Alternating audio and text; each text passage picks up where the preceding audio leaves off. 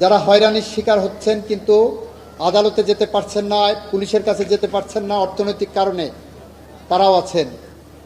আমরা legal aid সুবিধাটাকে বাংলাদেশের মানুষের দোরগোড়ায় পৌঁছতে চাই। এই কারণেই এটা আমাদের মাননীয় প্রধানমন্ত্রী কর্তৃক ঘোষিত সবার আগে বাংলাদেশ কর্মসূচির অন্যতম একটি অংশ।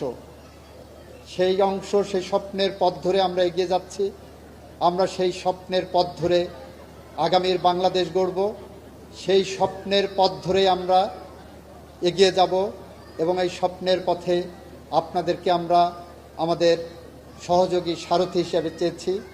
এই কথা বলে আবারও জার্মান সরকারকে ধন্যবাদ জানিয়ে আপনাদের কাছে আমাদের বক্তব্য উপস্থাপন করলাম। আশা করি এটি আপনারা গোটা জাতির কাছে পৌঁছে দেবেন। হ্যাঁ, প্রশ্ন নেব। জি,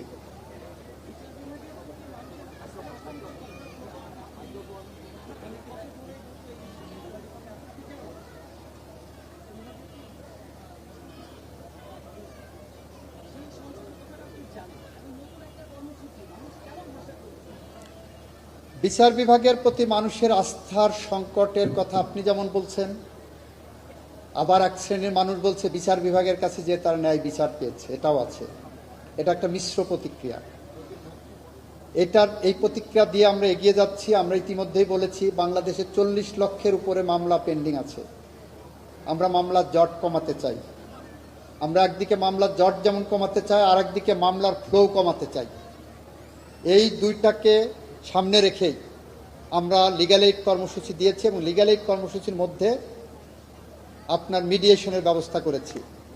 এই মিডিয়েশনে একদিকে যেমন যেগুলো ছোটোখাটো মামলা আছে সেইগুলো যদি কেউ মনে করেন মামলা চলা অবস্থায় সে মিডিয়েশন করে চলে যাবেন, সেইটা যেমন সহজতর পথ হবে। আরেকদিকে নতুন মামলা করতে গেলে সেখানে আমরা মামলা করার আগে যদি সমাধান করে দিতে পারি তাহলে আদালতে নতুন মামলার সংখ্যাও কমবে। সুতরাং যে আস্থার সংকটের কথা আপনি বলছেন সেইটা যদি আমি সত্য ধরে নেই তাহলে সেইটাকে কিওর করার জন্য এটা অন্যতম একটি পদক্ষেপ। এটা সারা বাংলাদেশের জন্য। এই টপিকে প্রশ্ন করলেই খুশি হব।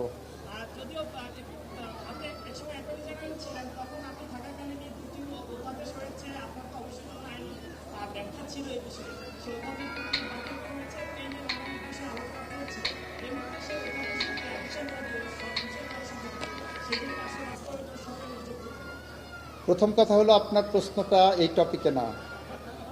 দ্বিতীয় কথা হলো এই প্রশ্নের উত্তর আমি পার্লামেন্টে দিয়েছি এবং বিভিন্ন ফোরামে, সংশ্লিষ্ট ফোরামে দিয়েছি। তৃতীয়টা হলো যে এই প্রশ্ন করার আগে এই সম্পর্কে আপনার ধারণাটা আর একটু স্পষ্ট করে আসবেন। আমরা ওইটা বাতিল করিনি। আমরা যে বিল উত্থাপন করেছি সেখানে বলেছি যে অধিকতর যাচাই বাছাই করা প্রয়োজন।